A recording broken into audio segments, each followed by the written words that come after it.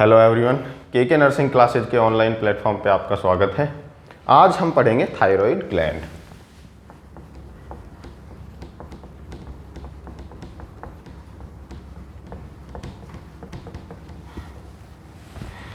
देखो, अगर competitive exams की बात करें तो बहुत ही इम्पोर्टेंट टॉपिक है। थायराइड ग्लैंड से हर ईयर, हर साल नोरसेट, डीएसएसबी, ईएसआईसी हर कॉम्पिटिटिव एग्जाम में क्वेश्चन पूछे जाते हैं। मिनिमम 2 या 3 क्वेश्चंस पूछे जाते हैं। तो हम पढ़ेंगे थायराइड ग्लैंड। शुरू से स्टार्ट करेंगे एनाटॉमी फिजियोलॉजी से, फिर पढ़ेंगे कल डिजीज कंडीशन या डिसऑर्डर्स। तो अगर हम इसकी एनाटॉमी फिजियोलॉजी की बात करें तो हम स्टार्ट करते हैं डेवलपमेंट से। सबसे पहले हम देखेंगे कि ग्लैंड का डेवलपमेंट कैसे होता है। देखिए, हमारी लास्ट क्लास में हमने पढ़ा था कि ग्लैंड को क्लासिफाई किया था कि डेवलपमेंट और ओरिजिन के बेसिस पे ग्लैंड कितने टाइप्स की होती है। उसमें हमने थोड़ा सा ओवरव्यू देखा था कि जर्म लेयर से कौन सी ग्लैंड बनती है, एंडोडर्म, मेसोडर्म या एक्टोडर्म से कौन कौन सी ग्लैंड बनती है। तो हमने उस ओवरव्यू में पढ़ा था कि एंडोडर्म से बनती है थायराइड ग्लैंड। यहाँ तक हमने वहाँ पे पढ़ लिया था। लेकिन अब कंप्लीट डेवलपमेंट की बात करते हैं थायराइड ग्लैंड के। तो हम शुरू करते हैं एंडोडर्म से। Developed by endoderm. देखिए, एंडोडर्म से बनती है 3 to 4 वीक्स पे बनती है। जब एम्ब्रियोनिक फेज चल रहा होता है उस टाइम पे 3 to 4 वीक्स पे क्या होता है, जो जर्म लेयर है वो क्या बनाती है, थायराइड ग्लैंड बनाती है। कितने वीक पे, 3 to 4 वीक पे, एट 3 to 4 वीक्स। देखिए, 3 to 4 वीक्स पे क्या बनती है, थायराइड ग्लैंड बनती है। इसके टाइम पीरियड के आधार पे 3 to 4 वीक्स के हिसाब से अगर देखें तो फर्स्ट डेवलप्ड ग्लैंड है। फर्स्ट डेवलप्ड ग्लैंड है इन फीटस। अगर हम बात करें कैसे बनती है तो क्या होता है, 3 to 4 वीक्स पे क्या होता है, थायरोग्लोसल डक्ट का डेवलपमेंट होता है। क्या बनता है, थायरोग्लोसल डक्ट का फॉर्मेशन होता है 3 to 4 वीक्स पे। ये थायरोग्लोसल डक्ट जो है आगे चल के फेरिंजियल पाउच थर्ड बनाता है। क्या बनाता है,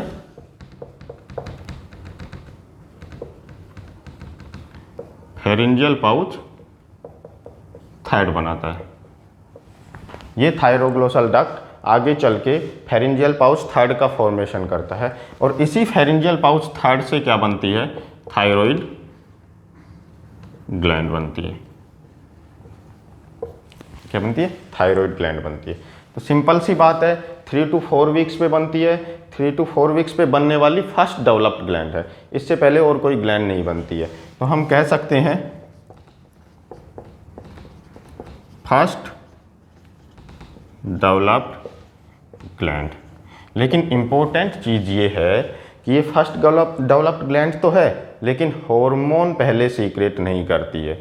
first hormone thyroid gland secret नहीं करती है। इसके हार्मोन का सीक्रेशन 12 वीक पे स्टार्ट होता है। 12 वीक पे सीक्रेट होता है T4 12 वीक पे सीक्रेट होता है। उसके बाद सीक्रेट होता है T3 20 वीक पे उसका फॉर्मेशन स्टार्ट होता है। और 30 वीक्स पे सीक्रेशन स्टार्ट होता है। तो सिंपल सी बात है, 3 to 4 वीक्स पे डेवलपमेंट होता है, फर्स्ट डेवलप्ड ग्लैंड है।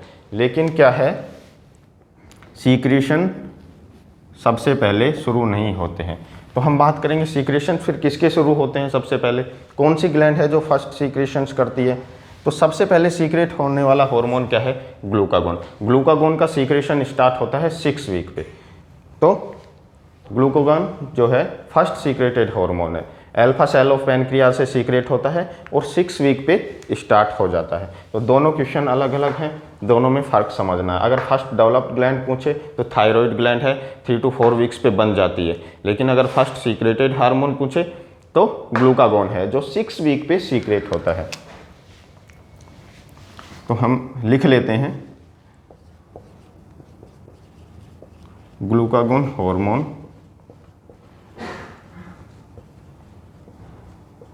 Secret at 6 week. First secreted hormone है, फर्स्ट सीक्रेटेड हार्मोन है। ठीक है। ग्लूकागोन हार्मोन जो है फर्स्ट सीक्रेटेड हार्मोन है, 6 वीक पे सीक्रेट होता है। अब बात करें थायराइड हार्मोन्स की, तो T4 जो है, T4 12 वीक्स पे सीक्रेशन होता है। T4 का 12 वीक्स पे किडनी फंक्शन करना स्टार्ट करती है, किडनी स्टार्ट टू फंक्शन। और 12 वीक पे ही क्या है, इंसुलिन फॉर्मेशन स्टार्ट होता है। और 12 वीक पे ही क्या है, सेक्स डिटर्मिनेशन भी होता है। ठीक है। अगर थायराइड हार्मोन की बात करें, T4 स्टार्ट होता है 12 वीक्स पे सीक्रेशन, और 12 वीक्स की हम बात करें तो किडनी भी 12 वीक पे फंक्शन करना स्टार्ट करती है, इंसुलिन फॉर्मेशन 12 वीक्स पे स्टार्ट होता है, और सेक्स डिटर्मिनेशन भी 12 वीक्स पे ही होता है। अगर हम नेक्स्ट हार्मोन की बात करें तो नेक्स्ट हार्मोन होता है T3 हार्मोन। जो T3 हार्मोन है इसका सीक्रेशन स्टार्ट होता है, फॉर्मेशन स्टार्ट होता है 20 वीक्स पे। 20 वीक्स पे क्या होता है, इसका फॉर्मेशन स्टार्ट होता है, और 30 वीक्स पे क्या होता है, सीक्रेशन स्टार्ट होता है। देखो ये चीज हमने देखी कि जो थायराइड ग्लैंड है उसका डेवलपमेंट होता है एंडोडर्म लेयर से। 3 to 4 वीक्स पे डेवलपमेंट होता है। सबसे पहले थायरोग्लोसल डक्ट बनता है, थायरोग्लोसल डक्ट फिर फेरिंजियल पाउच थर्ड बनाता है, और फेरिंजियल पाउच थर्ड क्या बनाता है, थायराइड ग्लैंड बनाता है। सिंपल क्यूबॉइडल एपिथेलियल टिश्यू से बनती है थायराइड ग्लैंड। किससे बनती है, लिख लेते हैं, सिंपल क्यूबॉइडल एपिथेलियल टिश्यू से बनती है। सिंपल क्यूबॉइडल एपिथेलियल टिश्यू से क्या बनती है, थायराइड ग्लैंड बनती है।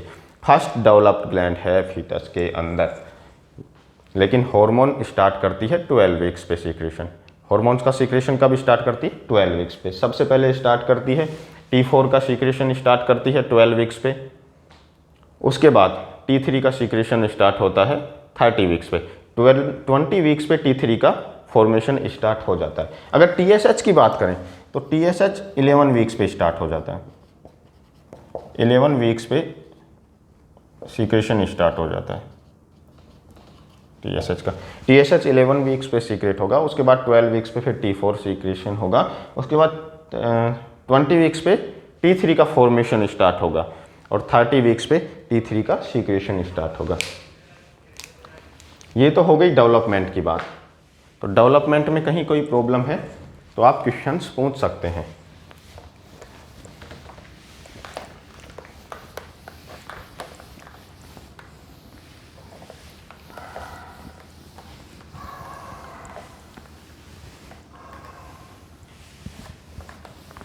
हमने पढ़ा है डेवलपमेंट। अब हम देखेंगे ग्लैंड का साइज कितना होता है। देखिए एनाटॉमी फिजियोलॉजी हमने स्टार्ट की है, पहले एनाटॉमी फिजियोलॉजी कंप्लीट करेंगे, उसके बाद डिसऑर्डर्स पे जाएंगे। तो अगर साइज की बात करें तो इसका साइज होता है 5 × 3 × 2 सेंटीमीटर। साइज कितना होता है, 5 × 3 × 2 सेंटीमीटर साइज होता है इसका। अगर हम लोकेशन की बात करें, लोकेशन की बात करें तो C5 से T1 वर्टिब्रा तक होती है।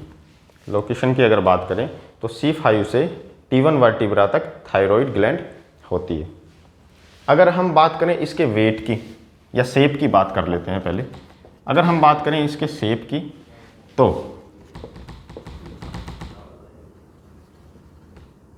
बटरफ्लाई शेप की ग्लैंड होती है, या सिल शेप भी बोल सकते हैं, सिल शेप की ग्लैंड होती है, या फिर बोल सकते हैं कि H शेप की ग्लैंड होती है। H अल्फ़ाबेट की तरह इसकी शेप होती है, तो H शेप भी बोल सकते हैं। देखिए बटरफ्लाई शेप की ग्लैंड है, सिल शेप भी बोल सकते हैं और H शेप भी बोल सकते हैं। हमने पढ़ा साइज, लोकेशन और शेप। अब हम बात करते हैं इसके वेट की।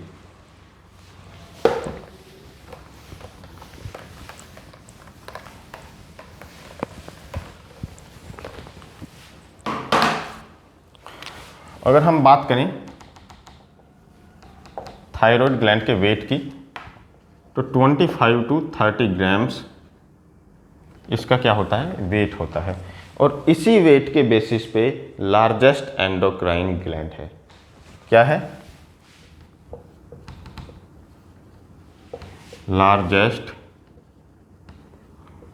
Endocrine gland. इसी वेट के बेसिस पे देखिए 25 to 30 ग्राम्स वेट होता है और लार्जेस्ट एंडोक्राइन ग्लैंड है ये।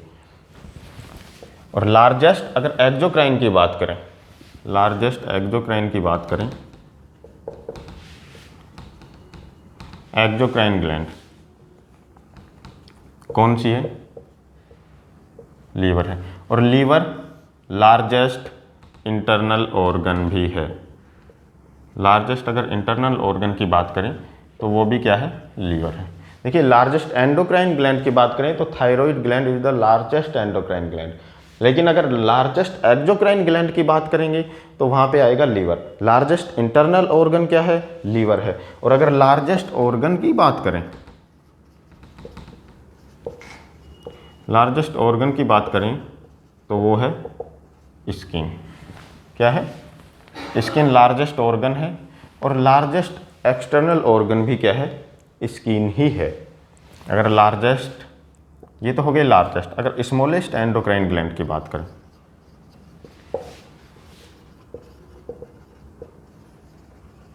अगर स्मॉलेस्ट एंडोक्राइन ग्लैंड की बात करें तो वो होती है पीनियल ग्लैंड। और पीनियल ग्लैंड को क्या बोलते हैं? बायोलॉजिकल क्लॉक भी बोलते हैं। Biological clock of the body. देखिए हमने 3-4 चीज़ें यहाँ पे देखी हैं। हम थायराइड ग्लैंड का वेट पढ़ रहे थे। थायराइड ग्लैंड का वेट होता है 25 to 30 ग्राम्स। और इसी वेट के बेसिस पे लार्जेस्ट एंडोक्राइन ग्लैंड है। लार्जेस्ट एंडोक्राइन ग्लैंड है thyroid gland. First developed gland है thyroid gland. Smallest endocrine gland है पीनियल ग्लैंड, जिसे हम बायोलॉजिकल क्लॉक भी बोलते हैं। अगर लार्जेस्ट ऑर्गन पूछे तो है स्किन। लार्जेस्ट एक्सटर्नल ऑर्गन पूछे तो भी स्किन। अगर लार्जेस्ट इंटरनल ऑर्गन की बात हो और लार्जेस्ट एक्सोक्राइन ग्लैंड की बात हो तो वहाँ पे आएगा लीवर। तो ये सब चीज़ें हमने इसके वेट में देख ली हैं। अगर वेट के बाद हम इसके कलर की बात करें,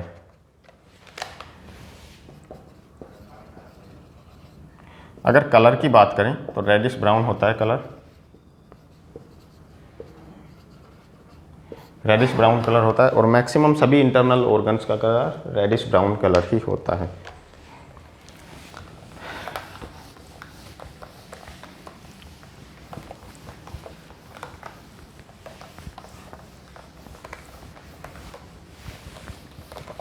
तो कलर हमने पढ़ा रेडिश ब्राउन कलर होता है।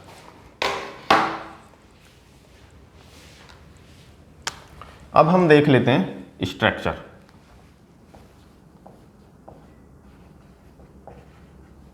अगर हम स्ट्रक्चर की बात करें, जो थायराइड ग्लैंड है इसमें 2 तरह की सेल्स पाई जाती हैं। एक तो फॉलिकुलर सेल होती है और इन्हीं फॉलिकुलर सेल के बीच में छोटी छोटी पैराफॉलिकुलर सेल पाई जाती हैं, जिन्हें सी सेल भी बोलते हैं।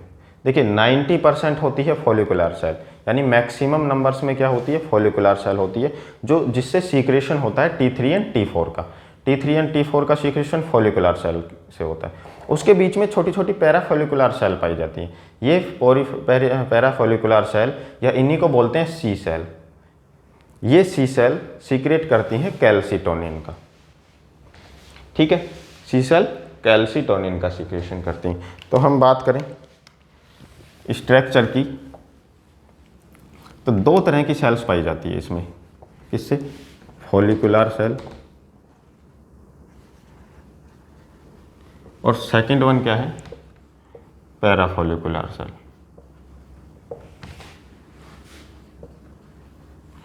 इसी को क्या बोलते हैं? C cell. ठीक है, ये फॉलिकुलर सेल क्या करती है? सीक्रेशन ऑफ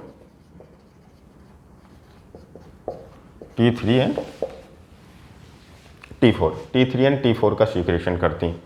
और ये पैराफॉलिकुलर सेल क्या करती हैं? Secretion of calcitonin. ठीक है, कैल्सिटोनिन का सीक्रेशन करती है। कैल्सिटोनिन क्या काम करता है? Increase phosphate and decrease calcium. ठीक है, ये हमने पढ़ी स्ट्रक्चर। ये हमने क्या पढ़ा? एंटीरियर व्यू पढ़ा है, थायराइड ग्लैंड का एंटीरियर व्यू। अगर पोस्टीरियर व्यू की बात करें तो थायराइड ग्लैंड के पोस्टीरियर साइड में 4 पैराथायराइड ग्लैंड पाई जाती है। कितनी? 4। नंबर क्या होता है? 4 पैराथायराइड ग्लैंड पाई जाती हैं। ये चारों पैराथायराइड ग्लैंड क्या करती है? पीटीएच का सीक्रेशन करती है। पीटीएच क्या करता है? Just opposite calcitonin. क्या करेगा? डिक्रीज करेगा फॉस्फेट को, इंक्रीज करेगा कैल्शियम को ब्लड के अंदर। किसके अंदर? ब्लड के अंदर। ठीक है, ये तो हो गया एंटीरियर। अगर हम बात करें पोस्टीरियर साइड की तो क्या होता है? पैराथायराइड ग्लैंड होती है। कितनी? 4 इन नंबर। ये पैराथायराइड ग्लैंड क्या करती है? सीक्रेशन ऑफ पीटीएच, पैराथार्मोन का सीक्रेशन करती है। और ये पीटीएच क्या करता है? Increase calcium and decrease phosphate. ठीक है, ये हो गई इसकी स्ट्रक्चर की बात करें, 2 तरह की सेल हमने पढ़ी, follicular, parafollicular cell. Follicular cell T3 and T4 का सीक्रेशन कर रही है, और जो पैराफॉलिकुलर सेल है वो सीक्रेट कर रही है कैल्सिटोनिन। देखिए, कैल्सिटोनिन क्या करता है? फॉस्फेट लेवल को बढ़ाता है ब्लड के अंदर, और कैल्शियम को क्या करता है? कम करता है। अगर हम पोस्टीरियर साइड की बात करें तो पोस्टीरियर साइड में क्या होता है? पैराथायराइड ग्लैंड होती है। पैराथायराइड ग्लैंड क्या करती है? पैराथार्मोन या पीटीएच का सीक्रेशन करती है। ये पीटीएच क्या करता है? ये जस्ट अपोजिट काम करता है कैल्सिटोनिन के, यानी कि कैल्शियम को बढ़ाता है ब्लड के अंदर और फॉस्फेट को कम करता है। देखिए, इसके पोस्टीरियर साइड में एक तरह का लिगामेंट पाया जाता है, उस लिगामेंट को बोलते हैं बेरिज लिगामेंट। क्या बोलते हैं? Bearish ligament.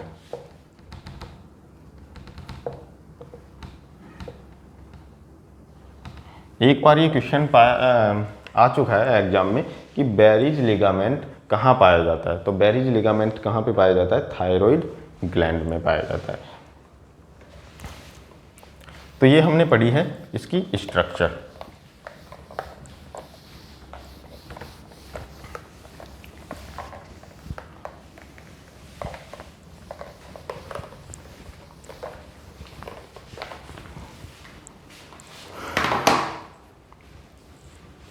अब हम बात करें इसकी नर्व सप्लाई और ब्लड सप्लाई की। देखिए, ब्लड सप्लाई कोई इम्पोर्टेंट नहीं है, थायराइड आर्टरी इसको ब्लड सप्लाई करती है, और वेनस ड्रेनेज होता है थायराइड वेन से, तो कोई खास इम्पोर्टेंट नहीं है। लेकिन अगर नर्व सप्लाई की हम बात करें,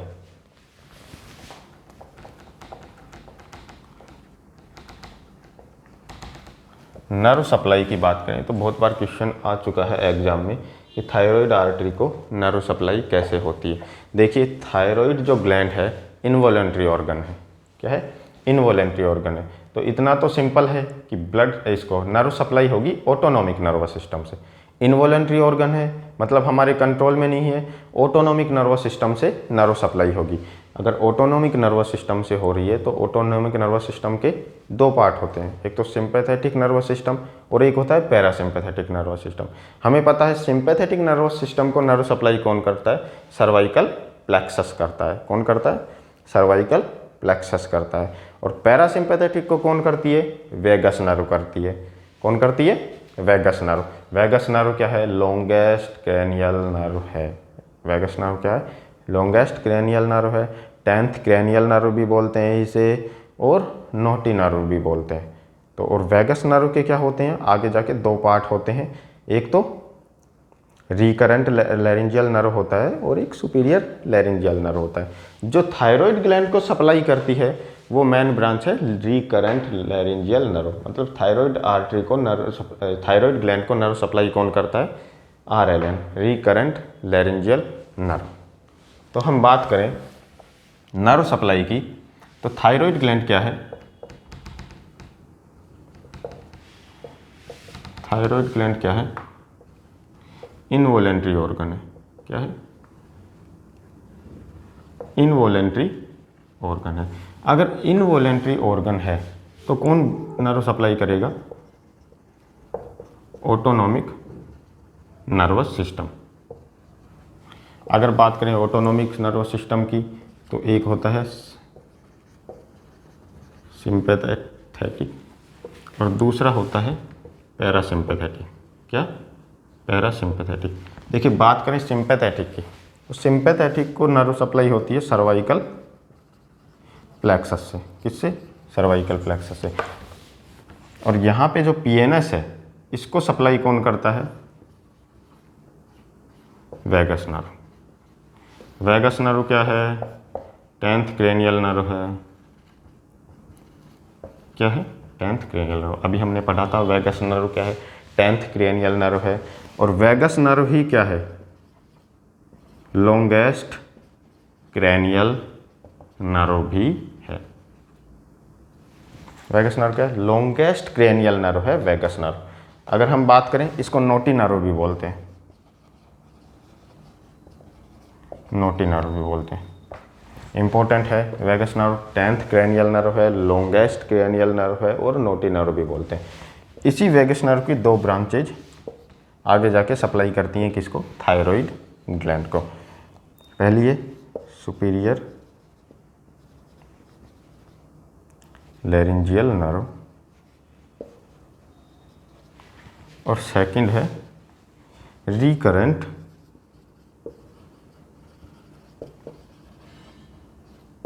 लैरिंजियल नर्व। देखिए दो हो गई वैगस नर्व, आगे जाके दो ब्रांचेज में बटेंगी, सुपीरियर लैरिंजियल नर्व और रिकरेंट लैरिंजियल नर्व। ये जो रिकरेंट लैरिंजियल नर्व है ये किसको करती है सप्लाई? थायराइड ग्लैंड को। किसको? थायराइड ग्लैंड को।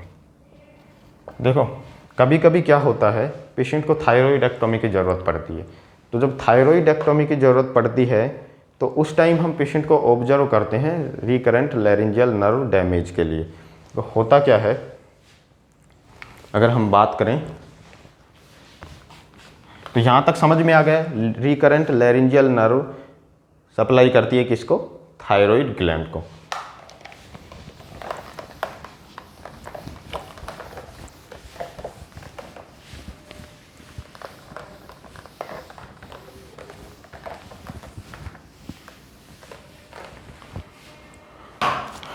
देखिए होता क्या है, ड्यूरिंग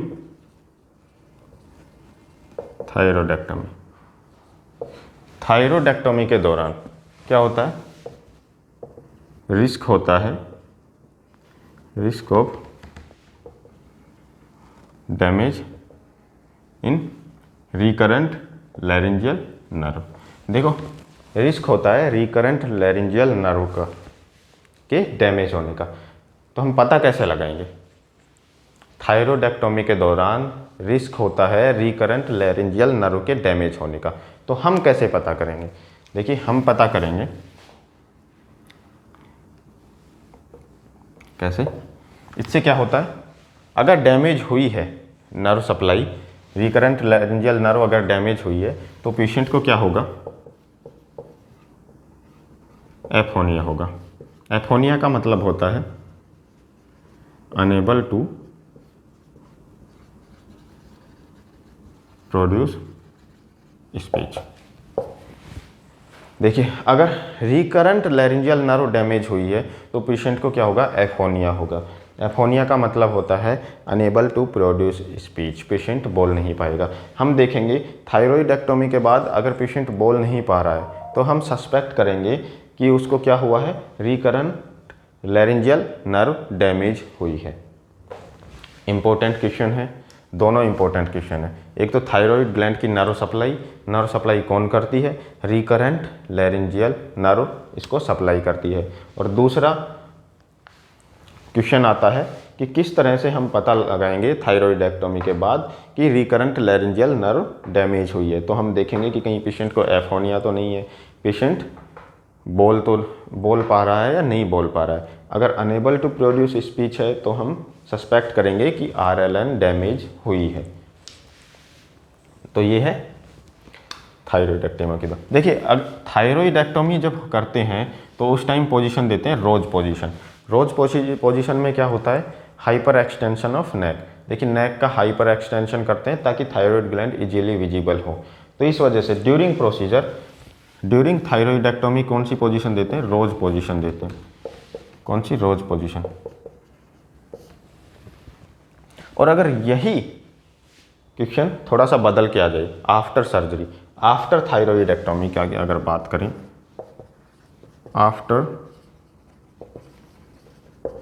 आफ्टर थायरॉइडेक्टोमी की बात करें, तो थायरॉइडेक्टोमी के बाद कौन सी पोजीशन देते हैं, तो वो है सेमी फॉलर पोजीशन। तो दोनों क्वेश्चन हैं। थायरॉइडेक्टोमी के दौरान, प्रोसीजर के दौरान कौन सी पोजीशन देते हैं, रोज पोजीशन देते हैं। इसमें क्या करते हैं, नेक का हाइपर एक्सटेंशन करते हैं ताकि थायरॉइड ग्लैंड इजीली विजिबल हो जाए। Second one, after surgery, after thyroidectomy कौन सी पोजीशन देते हैं, तो उसमें आएगा सेमी फाउलर पोजीशन देते हैं। ये हमने बात की नर्व सप्लाई की। हम देख लेते हैं ब्लड सप्लाई। ब्लड सप्लाई की बात करें तो आर्टीरियल सप्लाई होता है थायरॉइड आर्टरी से,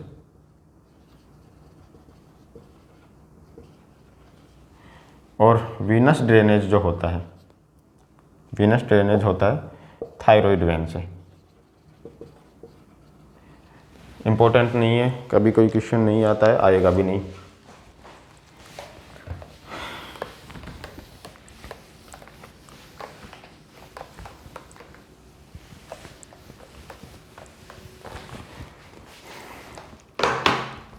तो हमने क्या पढ़ा है, नर्व सप्लाई कंप्लीट कर लिए।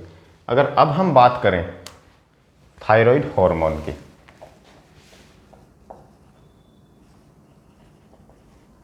अगर थायराइड हार्मोन की बात करें हम, थायराइड हार्मोन कौन कौन से होते हैं, T3 and T4। Thyroid hormone की बात करें तो कैसे सीक्रेशन होता है। हमने जब पिट्यूटरी ग्लैंड पढ़ी थी लास्ट क्लास में, तो हमने पढ़ा था थायराइड हार्मोन के सीक्रेशन के बारे में भी।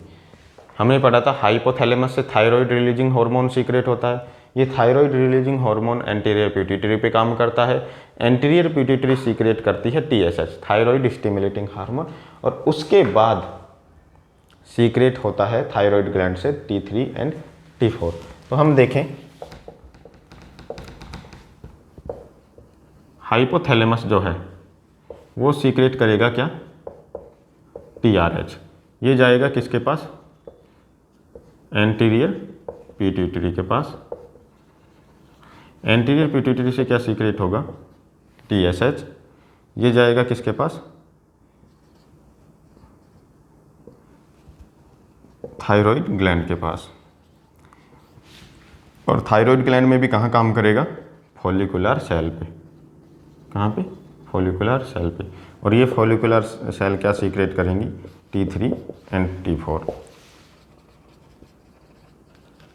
Secretion of T3 and T4। तो इस तरह से दोनों थायराइड हार्मोन का सीक्रेशन होता है।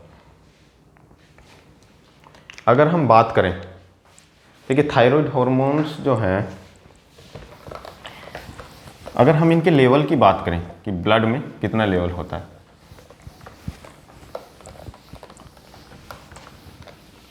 तो इसके लिए हम एक टेस्ट करवाते हैं। कौन सा, थायराइड फंक्शन टेस्ट या थायराइड प्रोफाइल टेस्ट भी बोलते हैं इसको, ठीक है। अगर थायराइड फंक्शन टेस्ट की बात करें या थायराइड प्रोफाइल टेस्ट की बात करें, तो हम इसमें देखते हैं 4 चीज़ें देखते हैं। एक तो TSH देखते हैं, T3 देखते हैं, T4 देखते हैं, और एक देखते हैं फ्री T4। क्या चीज़ देखते हैं, फ्री T4। देखिए, अगर TFT की बात करें तो इसमें देखते हैं TSH। TSH का जो नॉर्मल लेवल होता है वो होता है 0.3 से 5.4 मिलियन इंटरनेशनल यूनिट पर लीटर, ठीक है, TSH का होता है। अगर T4 की बात करें, T4 का होता है 5 to 12 mcg per dl। अगर T3 की बात करें तो 80 to 240 mg per dl। और एक होता है फ्री T4। क्या होता है? Free T4। अभी हम देखेंगे आगे कि फ्री T4 क्या होता है। तो फ्री T4 का जो नॉर्मल लेवल होता है ब्लड में वो होता है 0.8 to 2.4 mg पर dl। देखिए ये तो क्या है? नॉर्मल सीरम लेवल्स है।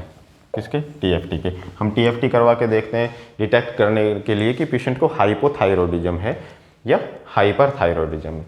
देखिए TSH जो होता है वो स्क्रीनिंग टेस्ट के लिए उसको यूज में ले लेते हैं। बाकी जो कन्फर्मेटरी टेस्ट होता है वो T4 होता है। अगर T4 कम ज़्यादा है, अगर T4 ज़्यादा है तो मतलब पेशेंट को हाइपरथायरॉयडिज्म है, अगर T4 कम है तो हाइपोथायरॉयडिज्म है।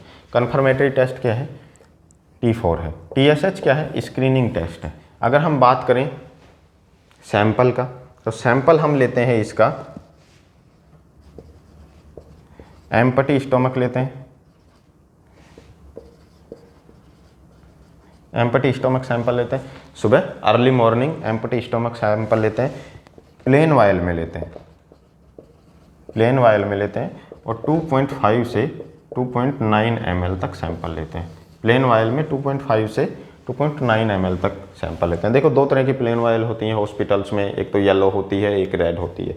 दोनों में से किसी में भी सैंपल ले सकते हैं, पर इम्पोर्टेंट ये है कि एम्प्टी स्टोमक लेते हैं, अर्ली मॉर्निंग लेते हैं। ठीक है, ये हो गई TFT की बात। अब हमने यहाँ पे पढ़ा है T4 और FT4, इसको एक बार देख लेते हैं।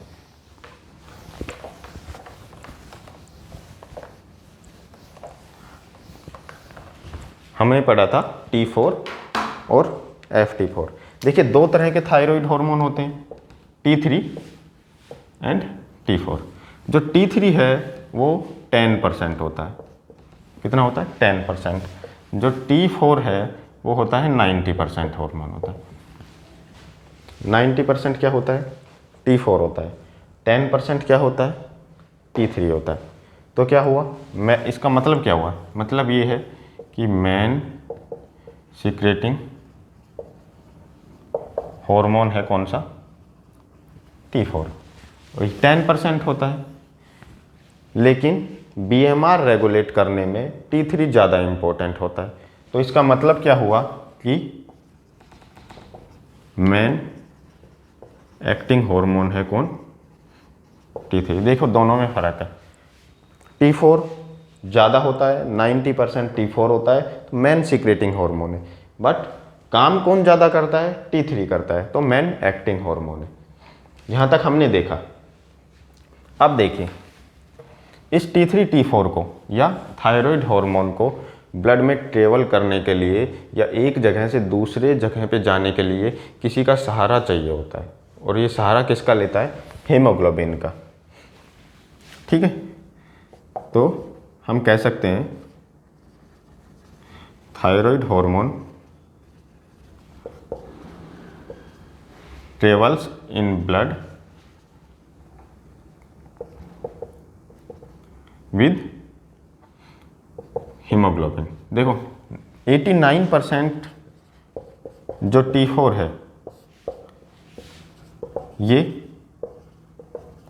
हीमोग्लोबिन से जुड़ जाता है ट्रेवल करने के लिए। देखिए जो ब्लड में जो T4 है उसमें से 90% में से जो 89% जो T4 है ये हीमोग्लोबिन के साथ जुड़ जाता है। हीमोग्लोबिन के साथ जुड़ के एक जगह से दूसरे जगह पे जाता है। लेकिन बचा हुआ 1% जो T4 है, 1% जो T4 है वो फ्री ट्रेवल करता है, move freely in blood. 1% T4 क्या होता है? Move freely in blood. और इसी 1% T4 को, या ये जो T4 है जो ब्लड में मूव फ्रीली इन ब्लड, इसी को हम बोलते हैं FT4 यानी कि फ्री T4। तो अभी हमने देखा T3 T4 एंड FT4। जो ये फ्री T4 है जो ब्लड में हीमोग्लोबिन के साथ नहीं जुड़ा हुआ है, उसी T4 को हम बोलते हैं FT4 या फ्री T4। यहाँ तक हमने बात की थायराइड हॉर्मोन्स की।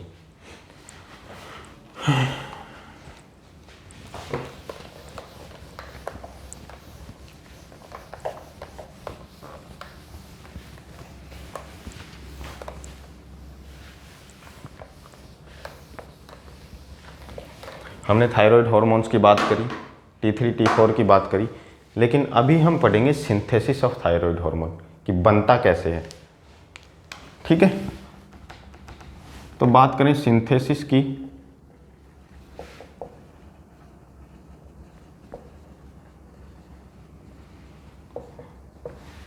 देखिए, थायराइड हार्मोन के सिंथेसिस में दो मिनरल्स बहुत ही ज़्यादा इम्पोर्टेंट हैं। पहला तो है आयोडीन। अगर आयोडीन नहीं है, थायराइड हार्मोन नहीं बनेंगे।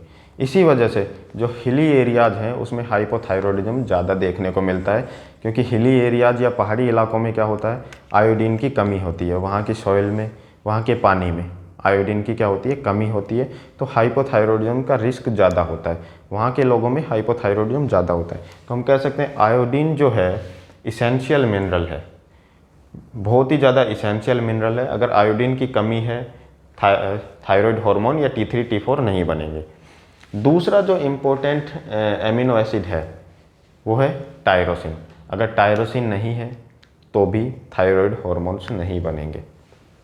तो दो चीज़ें बहुत ज़रूरी है, एक तो टायरोसिन एमिनो एसिड ज़रूरी है और दूसरा आयोडीन ज़रूरी है थायराइड हार्मोन के सिंथेसिस के लिए। तो अगर हम बात करें थायराइड हार्मोन के सिंथेसिस की, तो सबसे पहले हम बात करते हैं आयोडीन की। आयोडीन के बारे में थोड़ा सा पढ़ लेते हैं। आयोडीन कितना होना चाहिए, नॉर्मल सीरम आयोडीन लेवल कितना होता है, WHO के अनुसार पानी में आयोडीन कितना होना चाहिए, ठीक है, और रिक्वायर्ड डाइटरी अमाउंट कितनी है आयोडीन की, ये भी हम देख लेते हैं। देखिए, अकॉर्डिंग टू WHO के अनुसार normal iodine level in water, देखो WHO के अनुसार वाटर में आयोडीन कितना होना चाहिए, मोर देन 15 ppm पर लीटर ऑफ वाटर। देखिए, WHO के अनुसार अगर हम बात करें, अकॉर्डिंग टू WHO, तो पानी में 15 ppm से ज़्यादा क्या होना चाहिए, आयोडीन होना चाहिए पर लीटर वाटर में। 1 लीटर वाटर में 15 ppm से ज़्यादा आयोडीन होना चाहिए। ppm क्या होता है, ppm की फुल फॉर्म होती है पार्ट पर मिलियन। अगर हम इस पार्ट पर मिलियन की बात करें तो 1 ppm is equal to 1 mg। अगर पार्ट पर मिलियन की बात करें तो 1 ppm 1 mg के बराबर होता है। तो WHO के अनुसार जो है, या हम बात करें अकॉर्डिंग टू WHO, पानी में 15 ppm पर लीटर से ज़्यादा क्या होना चाहिए, आयोडीन होना चाहिए। अगर इससे कम है तो हाइपोथायरॉयडिज्म की रिस्क है। तो क्वेश्चन कैसे आता है, क्वेश्चन आता है अकॉर्डिंग टू WHO हाइपोथायरॉयडिज्म की रिस्क कब है, तो उसमें ऑप्शन दे देंगे हाइपोथायरॉयडिज्म की रिस्क पानी में आयोडीन लेवल कितना कम होने पे है, तो उसमें ऑप्शन दे देंगे जैसे 15 ppm पर लीटर से कम हो। तो अगर 15 ppm से पर लीटर से कम है पानी में आयोडीन, तो रिस्क है हाइपोथायरॉयडिज्म की। अगर दूसरी हम बात करें नॉर्मल सीरम लेवल, तो 42 टू 92 Ng पर DL आयोडीन का नॉर्मल सीरम लेवल है। किसका, आयोडीन का। ये नॉर्मल सीरम लेवल है, ये पानी में आयोडीन का लेवल है। पानी में 15 ppm से ज़्यादा होना चाहिए और सीरम में 42 टू 92 Ng पर DL होना चाहिए। अब रिक्वायर्ड डाइटरी अमाउंट देख लेते हैं। अगर RDA की बात करें, RDA ऑफ आयोडीन की बात करें, तो 200 टू 300 mcg पर डे, या हम कह सकते हैं 0.2 to 0.3 mg per day.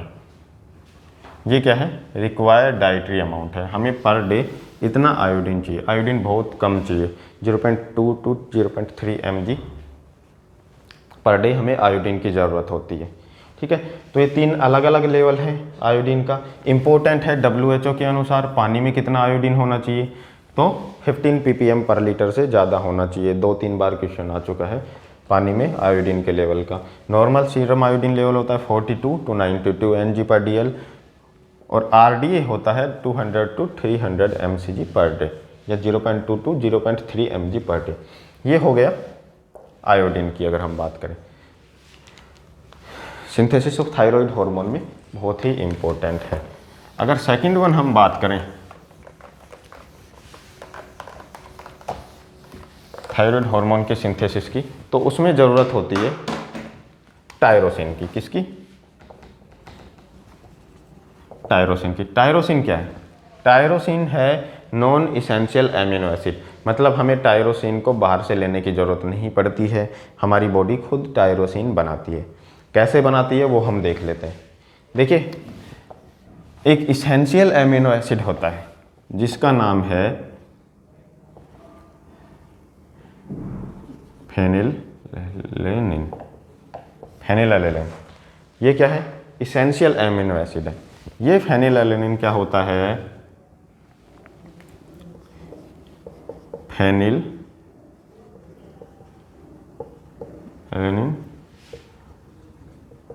Hydroxylase. फेनिलएलेनिन hydroxylase enzyme की प्रेजेंस में क्या बना लेता है? टायरोसिन बना लेता है। देखिए, तो टायरोसिन हमें बाहर से लेने की ज़रूरत नहीं पड़ी, हमने बाहर से क्या लिया है? फेनिलएलेनिन लिया है। ये क्या है? इसेंशियल एमिनो एसिड है। इसेंशियल एमिनो एसिड का क्या मतलब है कि हमें इसे बाहर से लेना पड़ा है, बॉडी को ज़रूरत है, हमें लेना पड़ेगा। ये फेनिलएलेनिन क्या होता है? फेनिलएलेनिन हाइड्रोक्सिलेज एंजाइम जो होता है उसकी प्रेजेंस में टायरोसिन बना लेता है। तो टायरोसिन की हमें ज़रूरत नहीं पड़ी, टायरोसिन बॉडी में खुद बन गया। इसीलिए टायरोसिन क्या है? नॉन इसेंशियल एमिनो एसिड है। अभी देखिए, कभी कभी क्या होता है कि कुछ लोगों में फेनिलएलेनिन हाइड्रोक्सिलेज नहीं होता है। क्या नहीं होता है? फेनिलएलेनिन हाइड्रोक्सिलेज नहीं होता है। अगर फेनिलएलेनिन हाइड्रोक्सिलेज नहीं होगा, टायरोसिन नहीं बनेगा। टायरोसिन नहीं बनेगा, थायराइड हार्मोन्स नहीं बनेंगे। ठीक है, पेशेंट को हाइपोथायरॉयडिज्म होगा। तो कुछ पेशेंट में क्या होता है? फेनिलएलेनिन हाइड्रोक्सिलेज नहीं होता है। यह क्या होता है? डेफिशिएंसी होती है।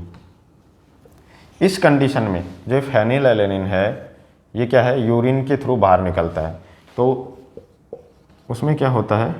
Phenyl ketonuria. फिनाइल कीटोन्यूरिया की कंडीशन होती है। पीडियाट्रिक्स में हम पढ़ेंगे ये सब चीज़ें। और फिनाइल कीटोन्यूरिया को देखने के लिए एक टेस्ट करवाते हैं, उसका नाम है गुथरी टेस्ट। ये गुथरी टेस्ट कब करवाते हैं? फिनाइल कीटोन्यूरिया को डिटेक्ट करने के लिए। ये सब हम पढ़ेंगे पीडियाट्रिक्स के डिसऑर्डर्स में या डिजीज कंडीशन में गुथरी टेस्ट हम पढ़ेंगे। तो हमने ये देखा टायरोसिन क्या है? नॉन इसेंशियल एमिनो एसिड है। टायरोसिन क्या है? नॉन इसेंशियल एमिनो एसिड है। मतलब क्या है? हमारी बॉडी को टायरोसिन की ज़रूरत नहीं पड़ती बाहर से लेने के लिए, हमें बाहर से टायरोसिन नहीं चाहिए होता है। हम बाहर से लेते हैं फेनिलएलेनिन। फेनिलएलेनिन भी क्या है? एमिनो एसिड है, इसेंशियल एमिनो एसिड है जो हम बाहर से लेते हैं। ये फेनिलएलेनिन क्या होता है? फेनिलएलेनिन हाइड्रोक्सिलेज एंजाइम की प्रेजेंस में टायरोसिन बना लेता है। क्या बना लेता है? टायरोसिन।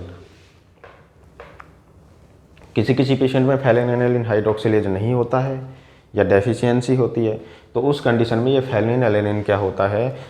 यूरिन के थ्रू बाहर निकलता है और पेशेंट को क्या होता है? फिनाइल कीटोन्यूरिया होता है। डिटेक्ट करने के लिए गुथरी टेस्ट करवाते हैं। तो अब हमने देखा हमारे पास दोनों चीज़ें आ गई, आयोडीन की हमने बात की और हमने बात की टायरोसिन की। हमने देखा टायरोसिन कैसे बनता है। हम पढ़ रहे थे सिंथेसिस ऑफ थायराइड हार्मोन। हमने पढ़ा कि 2 चीज़ों की ज़रूरत है, टायरोसिन की ज़रूरत है, आयोडीन की ज़रूरत है।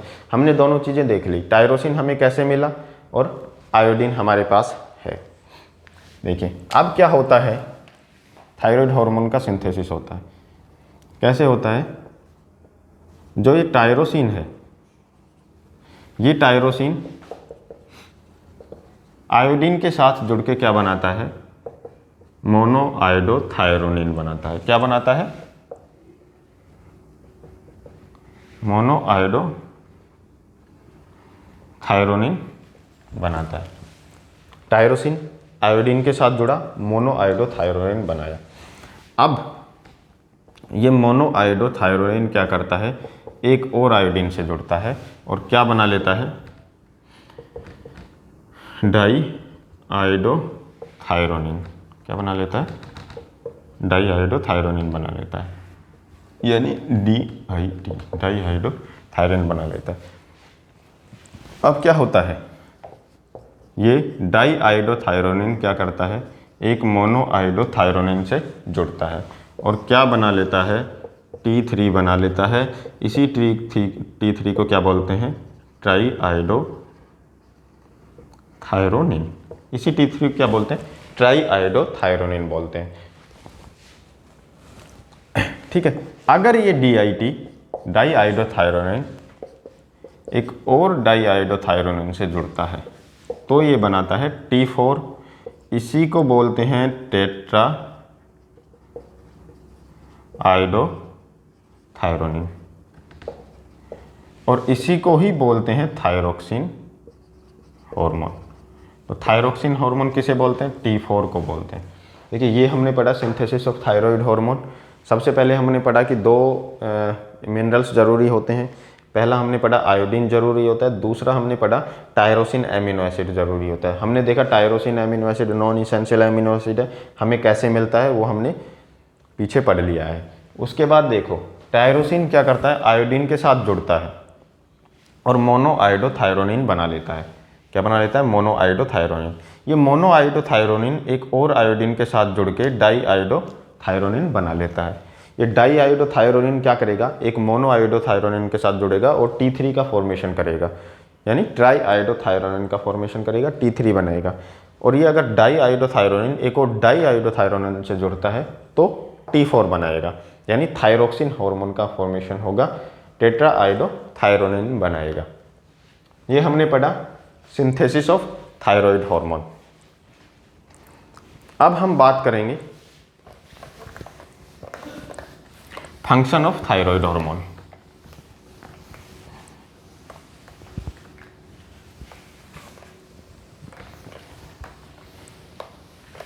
सिंथेसिस ऑफ थायराइड हार्मोन हमने पढ़ लिया है। अब हम देखेंगे फंक्शन ऑफ थायराइड हार्मोन। अगर थायराइड हार्मोन की फंक्शन की बात करें या T3 T4 के फंक्शन की बात करें तो होता क्या है, इसका सबसे इम्पोर्टेंट जो फंक्शन होता है वो क्या है, regulate BMR, basal metabolic rate. क्या है, बेसल मेटाबॉलिक रेट। अब बेसल मेटाबॉलिक रेट को थोड़ा देख लेते हैं। बेसल मेटाबॉलिक क्या होता है, बेसल मेटाबॉलिक रेट क्या होता है, production of energy according to body demand. Body की डिमांड के हिसाब से एनर्जी का प्रोडक्शन होना BMR कहलाता है। हम BMR को हमेशा रेस्टिंग स्टेज में नापते हैं, इसका मेजरमेंट होता है रेस्टिंग टाइम में। ठीक है, अब हम बात करें, इसमें एक वर्ड है मेटाबॉलिज्म। बेसल मेटाबॉलिक रेट में अगर हम मेटाबॉलिज्म की बात करें, मेटाबॉलिज्म दो तरह से होता है, एक तो होता है कैटाबॉलिज्म और एक होता है एनाबॉलिज्म। कैटाबॉलिज्म का मतलब होता है बड़े बड़े पार्टिकल्स को छोटे पार्टिकल्स में जोड़ना, एनाबॉलिज्म का मतलब होता है छोटे छोटे पार्टिकल्स को बड़े पार्टिकल में जोड़ना। अब हम बात करें थायराइड हार्मोन की, तो थायराइड हार्मोन जो है वो कैटाबॉलिज्म करते हैं। हम कह सकते हैं कि thyroid hormone T3 T4 catabolic hormone है। ठीक है, देखो मेटाबॉलिज्म दो तरह से हुआ, एक तो हुआ कैटाबॉलिज्म और एक हुआ एनाबॉलिज्म। ठीक है, इसमें क्या हुआ, कोई बड़ा पार्टिकल है, छोटे छोटे दो पार्टिकल में टूट गया, ये बात हुई कैटाबॉलिज्म की। अगर हम थायराइड हार्मोन की बात करें T3 T4 की, तो ये क्या है, कैटाबॉलिक हार्मोन है। मतलब ये बड़े पार्टिकल्स को छोटे पार्टिकल में तोड़ के बॉडी को एनर्जी देते हैं।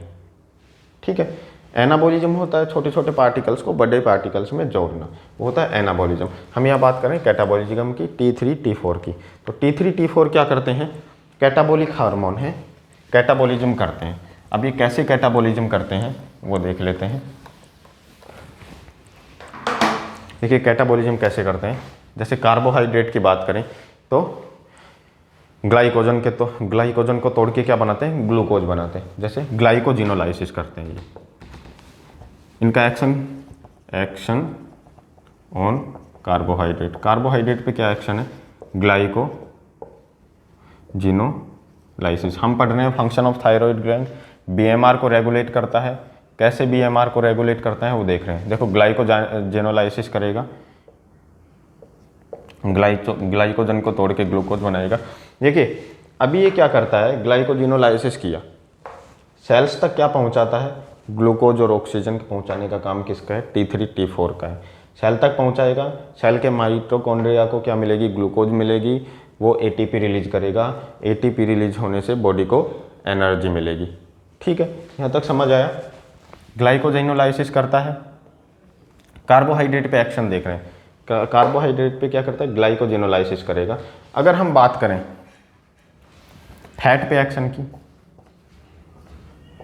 एक्शन ऑन लिपिड्स पे क्या काम करता है, तो लिपिड्स पे क्या काम करता है, ट्राइग्लिसराइड, कोलेस्ट्रॉल, फॉस्फोलिपिड्स, इनको तोड़ के फैटी एसिड बनाता है। देखिए बड़े पार्टिकल्स को तोड़ेगा छोटे पार्टिकल्स में,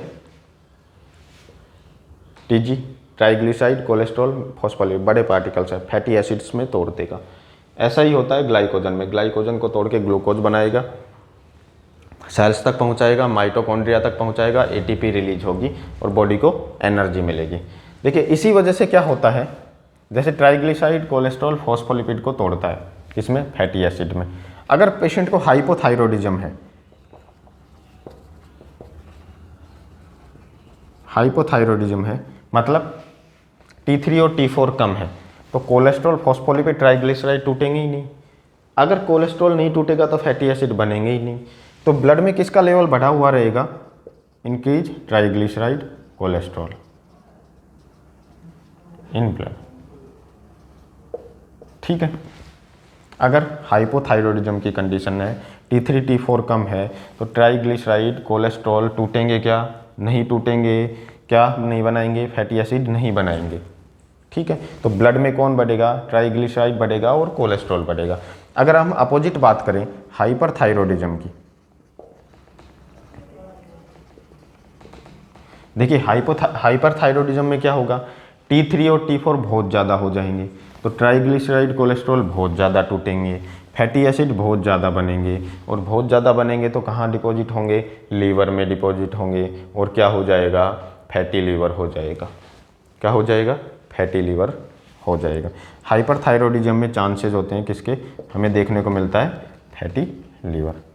देखिए हमने पढ़ा कार्बोहाइड्रेट पे एक्शन पढ़ा, ग्लाइकोजिनोलाइसिस करते हैं, ग्लूकोलाइसिस भी करते हैं, एक्शन ऑन लिपिड्स। अगर लिपिड्स की बात करें तो जो बड़े यूनिट्स हैं जैसे कोलेस्ट्रॉल, ट्राइग्लिसराइड और फॉस्फोलिपिड, इनको तोड़ के फैटी एसिड्स में कन्वर्ट करता है या फैटी एसिड्स बनाता है। अगर हाइपोथायरॉयडिज्म की कंडीशन होती है, उसमें T3 T4 कम होता है, तो कोलेस्ट्रॉल टूट के फैटी एसिड नहीं बनता है, तो ब्लड में कोलेस्ट्रॉल बढ़ता जाता है। अगर हाइपरथायरॉयडिज्म की कंडीशन होती है, बहुत ज़्यादा कोलेस्ट्रॉल टूटता है, फैटी एसिड ज़्यादा बनता है और पेशेंट को प्रॉब्लम हो जाती है फैटी लीवर की। तो ये हम बात कर रहे थे बीएमआर को कैसे रेगुलेट करता है। देखिए फैट और कार्बोहाइड्रेट को तोड़ के बॉडी को एनर्जी देता है।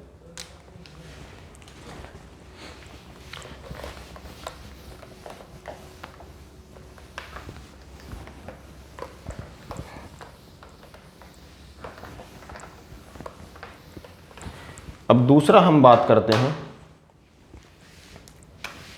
Maintain body temperature. Maintain body temperature. देखिए बॉडी टेम्परेचर कैसे मेंटेन करता है। बॉडी टेम्परेचर को रेगुलेट करने के लिए जो मेन ग्लैंड है वो है हाइपोथैलेमस। मेनली बॉडी टेम्परेचर को कौन रेगुलेट करता है? हाइपोथैलेमस रेगुलेट करता है। पर थायराइड हार्मोन बॉडी टेम्परेचर को रेगुलेट करने में कैसे हेल्प करते हैं वो हम यहाँ पढ़ेंगे। देखिए हाइपोथैलेमस में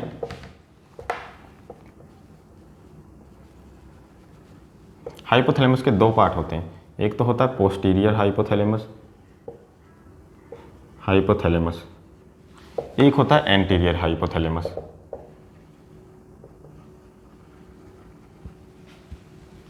हाइपोथैलेमस क्या है? हीट रेगुलेटरी सेंटर है बॉडी का। हीट रेगुलेटरी सेंटर कौन है? हाइपोथैलेमस। हाइपोथैलेमस क्या करता है? हीट का रेगुलेशन करता है, टेम्परेचर को मेंटेन करता है। ठीक है। हाइपोथैलेमस के दो पार्ट होते हैं। पोस्टीरियर हाइपोथैलेमस ये क्या करता है? हीट गेनिंग सेंटर है, हीट गेन सेंटर है। एंटीरियर हाइपोथैलेमस क्या है? हीट लॉस सेंटर है। देखिए होता क्या है, अगर बॉडी में टेम्परेचर कम हो रहा है, बॉडी में क्या हो रहा है? टेम्परेचर कम हो रहा है, तो ये बात किसको पता चलेगी? हाइपोथैलेमस को पता चलेगी। हम पढ़ रहे हैं कि थायराइड हार्मोन जो है वो बॉडी टेम्परेचर को कैसे मेंटेन करते हैं। हम पढ़ रहे हैं थायराइड हार्मोन बॉडी टेम्परेचर को कैसे मेंटेन करते हैं। ये हेल्प करते हैं किसकी? हाइपोथैलेमस की। कैसे हेल्प करते हैं वो हम देख रहे हैं। देखिए अगर टेम्परेचर कम हो रहा है, हाइपोथैलेमस को बात पता चलेगी। हाइपोथैलेमस क्या सीक्रेट करेगा? TRH सीक्रेट करेगा। क्या सीक्रेट करेगा? Thyroid releasing hormone. ये थायराइड रिलीजिंग हार्मोन किसके पास जाएगा? एंटीरियर पिट्यूटरी के पास जाएगा। एंटीरियर पिट्यूटरी से क्या सीक्रेट होगा? TSH सीक्रेट होगा। ये TSH किसके पास जाएगा? थायराइड ग्लैंड के पास जाएगा। किसके पास जाएगा? थायराइड ग्लैंड के पास। हम ये पहले पढ़ चुके हैं। Thyroid releasing hormone anterior pituitary पे एक्शन करता है, थायराइड स्टिमुलेटिंग हार्मोन सीक्रेट करता है। Thyroid stimulating hormone thyroid gland के फॉलिकुलर सेल पे एक्शन करता है और वहाँ से सीक्रेट होता है T3 एंड T4। यहाँ से क्या सीक्रेशन होगा? T3 एंड T4 का सीक्रेशन होगा। ये T3 एंड T4 क्या करेंगे? अभी हमने पढ़ा ग्लाइकोजिनोलाइसिस करेंगे, कोलेस्ट्रॉल को तोड़ के फैटी एसिड में बनाएंगे। जो ग्लूकोज और ऑक्सीजन है वो सेल तक पहुंचाएंगे। कहाँ तक पहुंचाएंगे? सेल तक पहुंचाएंगे। ठीक है। ग्लूकोज और ऑक्सीजन यानी न्यूट्रिशन कहाँ तक पहुंचाएंगे? सेल तक पहुंचाएंगे। वहाँ से क्या होगा? ग्लूकोज ऑक्सीजन कहाँ पहुंचेगा? सेल के माइटोकॉन्ड्रिया तक। और माइटोकॉन्ड्रिया क्या करेगा? ATP प्रोड्यूस करेगा। क्या प्रोड्यूस करेगा? ATP। और ये ATP क्या करेगी? बॉडी को एनर्जी देगी। अगर बॉडी को एनर्जी मिलेगी तो क्या होगा? टेम्परेचर इंक्रीज होगा। क्या होगा? टेम्परेचर इंक्रीज होगा। ठीक है। T3 T4 क्या करेगा? सेल तक ग्लूकोज और ऑक्सीजन पहुंचाएगा। सेल के माइटोकॉन्ड्रिया में जब ग्लूकोज और ऑक्सीजन पहुंचेगी तो क्या होगा? Mitochondria power house of cell होता है, ATP प्रोड्यूस करेगा। ATP क्या करेगा? बॉडी को एनर्जी देगा और टेम्परेचर बढ़ाएगा। तो यहाँ तक हमने देखा किस तरह से बॉडी टेम्परेचर रेगुलेट करती है थायराइड ग्लैंड या थायराइड हार्मोन।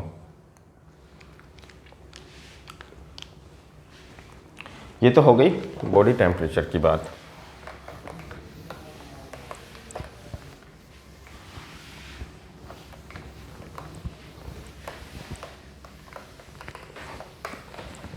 अब हम देख लेते हैं कि thyroid hormone GIT cardiovascular system और CNS सेंट्रल नर्वस सिस्टम पे क्या क्या अफेक्ट करते हैं।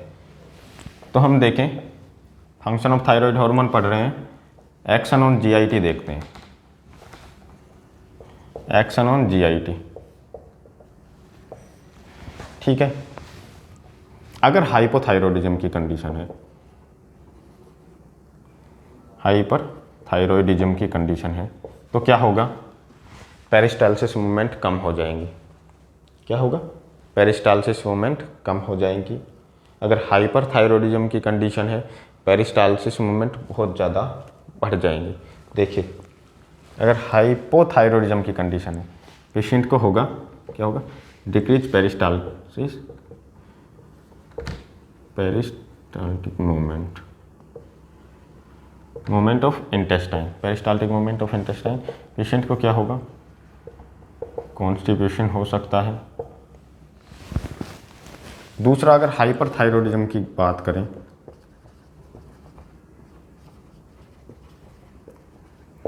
तो हाइपरथायरॉयडिज्म में क्या होगा, T3 T4 बहुत ज़्यादा हो जाएंगे, बहुत ज़्यादा सीक्रेशन होगा T3 T4 का, तो क्या होगा, पेरिस्टाल्सिस मूवमेंट क्या होगा, बहुत ज़्यादा बढ़ जाएंगे।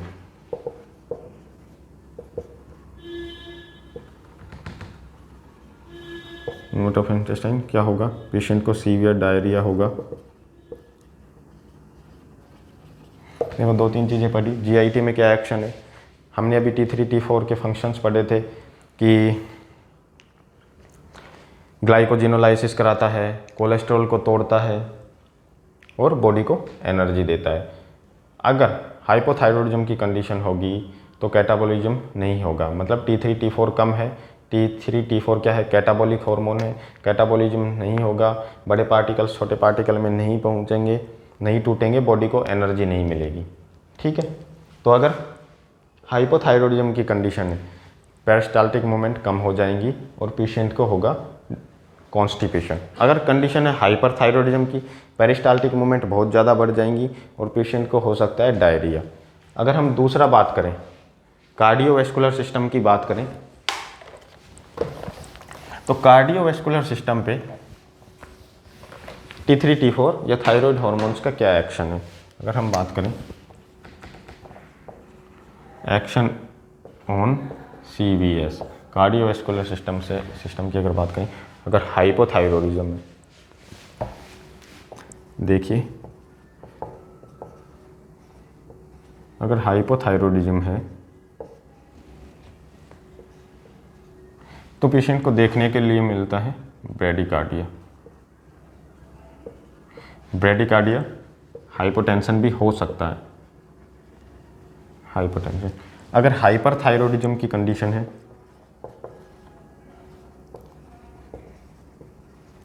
अगर हाइपोथायरॉयडिज्म है तो देखने को मिलेगा टेकिकार्डिया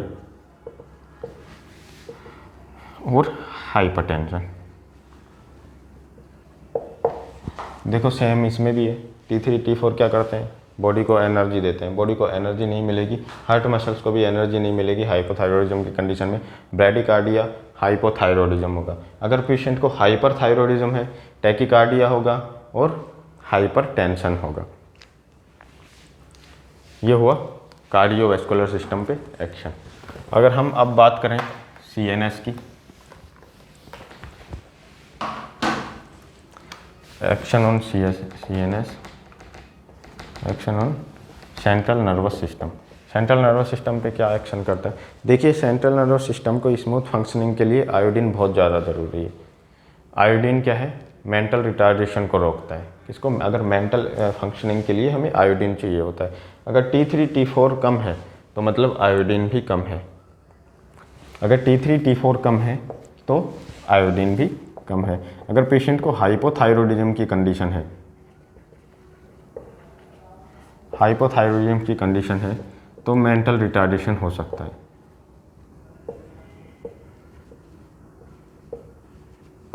अगर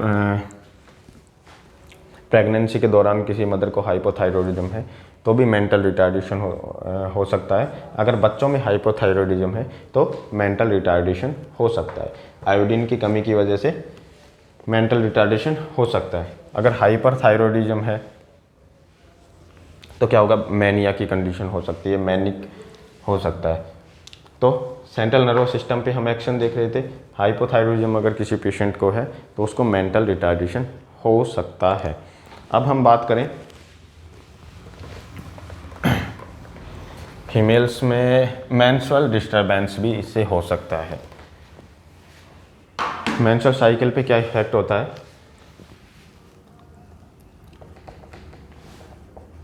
इफेक्ट्स ऑन मेंस्ट्रुअल साइकिल।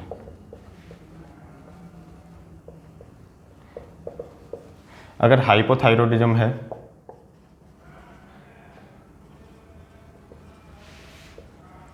और हाइपरथायरॉयडिज्म में, दोनों पढ़ेंगे।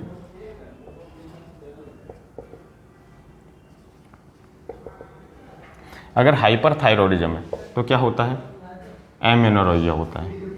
क्या होता है, ब्लीडिंग कम हो जाती है। अगर हाइपोथायरॉयडिज्म है तो इंक्रीज ब्लीडिंग। ये हमने पढ़ा।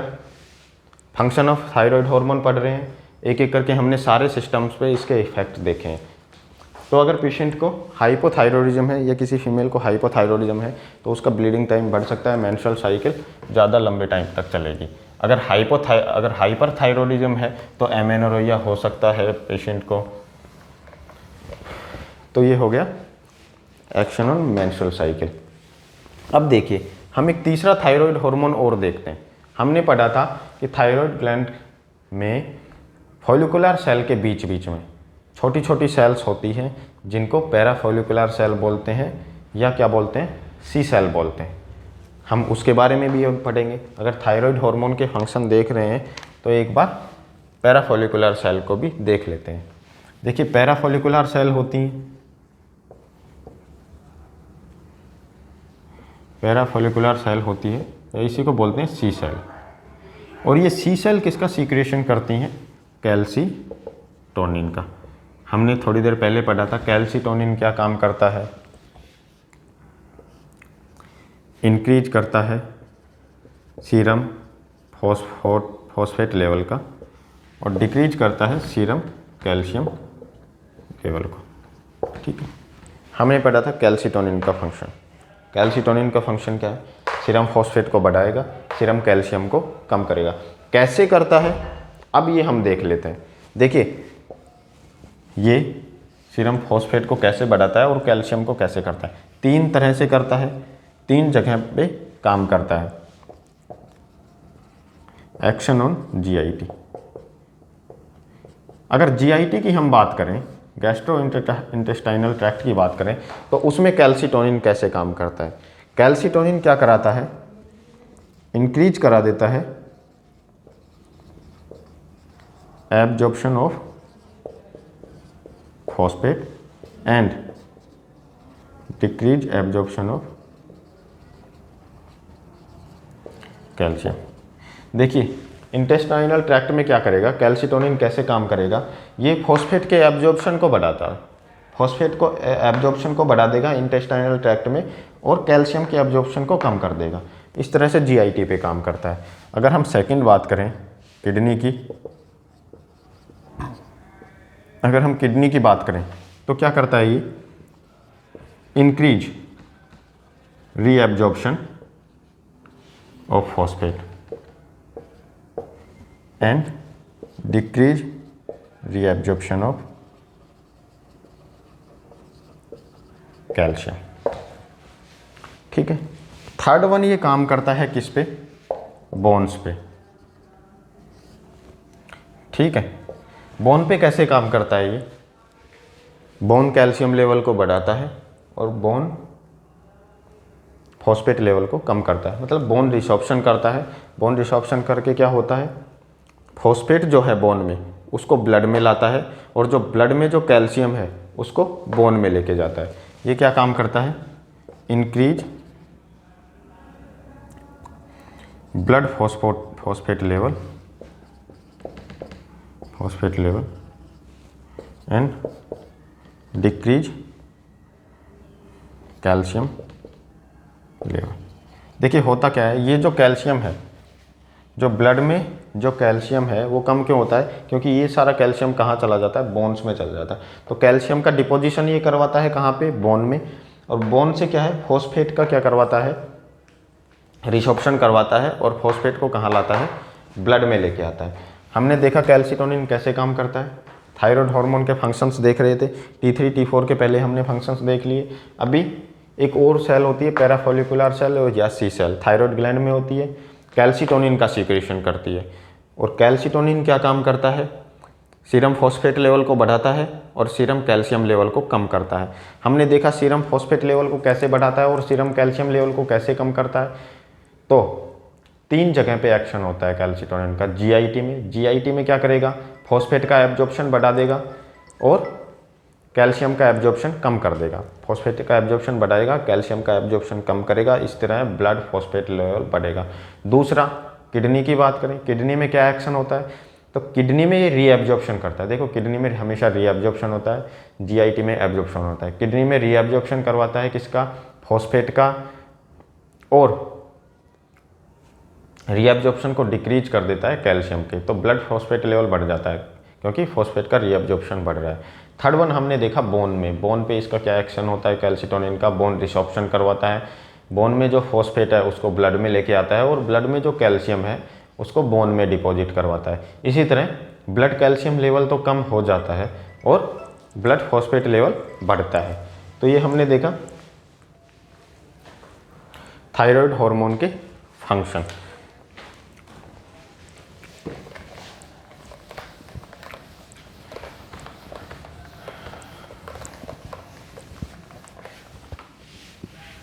हमने क्या पढ़ लिया, थायराइड हार्मोन के फंक्शन पढ़ लिए।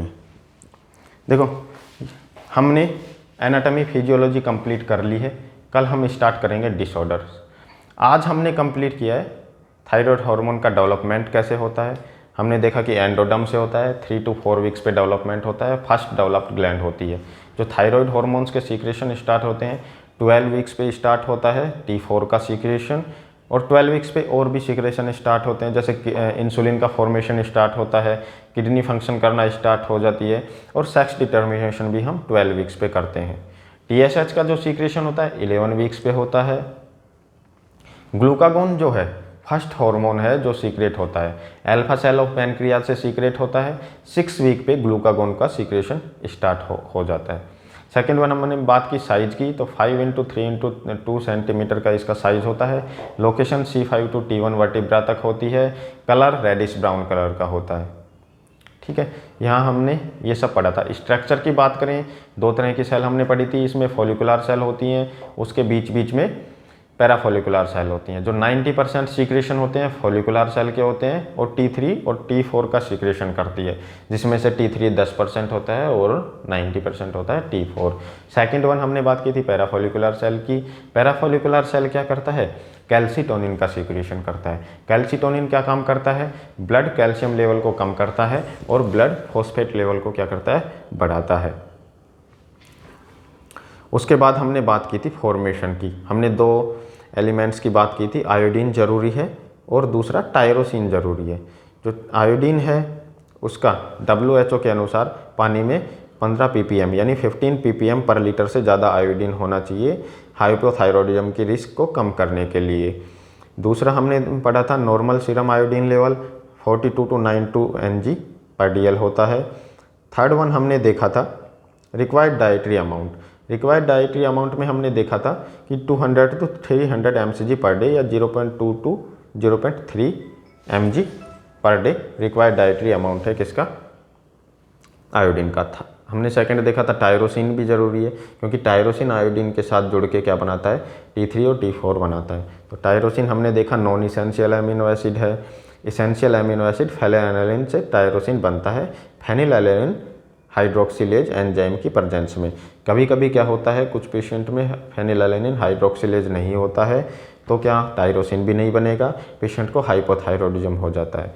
ऐसी कंडीशन में क्या होता है कि ये जो फेनिलएलनिन है ये यूरिन के थ्रू बॉडी से बाहर निकलता है और फिनाइल कीटोन्यूरिया होता है। फिनाइल कीटोन्यूरिया को डिटेक्ट करने के लिए गुथरी टेस्ट करते हैं। ये हमने पढ़ा है। हमने देखा था कि लार्जेस्ट एंडोक्राइन ग्लैंड भी है, कौन सी, थायराइड ग्लैंड है। लार्जेस्ट एक्सोक्राइन ग्लैंड और इंटरनल ऑर्गन लीवर है। Smallest endocrine gland pineal gland है। लार्जेस्ट ऑर्गन क्या है, स्किन है। ये सब हमने देखा। हमने देखा कि कुछ हार्मोन के सीक्रेशन कितने कितने वीक पे स्टार्ट होते हैं। उसके बाद हमने बात की थी फंक्शन की, कि थायराइड हार्मोन के फंक्शन क्या होते हैं।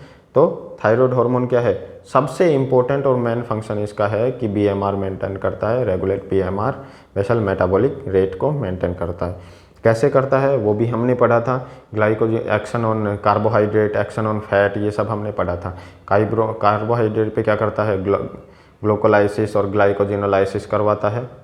फैट पे क्या करता है, जो फैट की बड़ी यूनिट है जैसे कोलेस्ट्रॉल, ट्राइग्लिसराइड और फॉस्फोलिपिड, इन सब को तोड़ के ये क्या बनाता है, फैटी एसिड्स बनाता है। इसीलिए हम देखते हैं कि अगर हाइपरथायरॉयडिज्म की कंडीशन है तो फैट ज़्यादा टूटता है, फॉस्फोलिपिड, ट्राइग्लिसराइड और कोलेस्ट्रॉल बहुत ज़्यादा टूटने लग जाता है, और क्या बनाता है, फैटी एसिड्स ज़्यादा बनने लग जाते हैं। ये फैटी एसिड्स डिपॉजिट हो जाते हैं किसमें, लीवर में, तो पेशेंट को फैटी लीवर हो जाता है हाइपरथायरॉयडिज्म की कंडीशन में। वेट लॉस होता है हाइपरथायरॉयडिज्म की कंडीशन में, क्योंकि जो स्टोर्ड फैट है वो टूट रहा है, तो वेट लॉस होगा। इसके अपोजिट हम बात करें हाइपोथायरॉयडिज्म की कंडीशन में, तो हाइपोथायरॉयडिज्म कंडीशन में क्या है, वेट गेन होता है। हम बात करें कार्डियोवैस्कुलर सिस्टम, जीआईटी पे हमने देखा, सीएनएस पे देखा किस तरह से थायराइड हार्मोन का एक्शन होता है। हमने देखा कि जीआईटी पे पेरिस्टालसिस मूवमेंट को कम कर देता है अगर हाइपोथायरॉयडिज्म है तो पेशेंट को कॉन्स्टिपेशन वगैरह हो सकता है। अगर हाइपरथायरॉयडिज्म है तो सीवियर डायरिया हो सकता है, पेरिस्टालसिस मूवमेंट बढ़ जाते हैं। अगर कार्डियोवैस्कुलर सिस्टम की बात करें तो अगर हाइपोथायरॉयडिज्म की कंडीशन है, कम सीक्रेट हो रहे हैं थायराइड हार्मोन्स, तो क्या होगा, ब्रैडिकार्डिया होगा, हाइपोटेंशन होगा।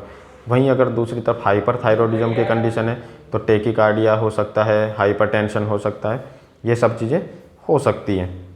सीएनएस की बात करें तो सीएनएस में अगर हाइपोथायरॉयडिज्म की कंडीशन है, मेंटल रिटार्डेशन हो सकता है बच्चों में। उसके बाद कैल्सिटोनिन का फंक्शन हम पढ़ ही चुके हैं। तो ये सब हमने आज की क्लास में डिस्कस किया है। अगली क्लास में हम बात करेंगे थायराइड डिसऑर्डर्स की। आज के लिए इतना ही काफ़ी है। Thank you.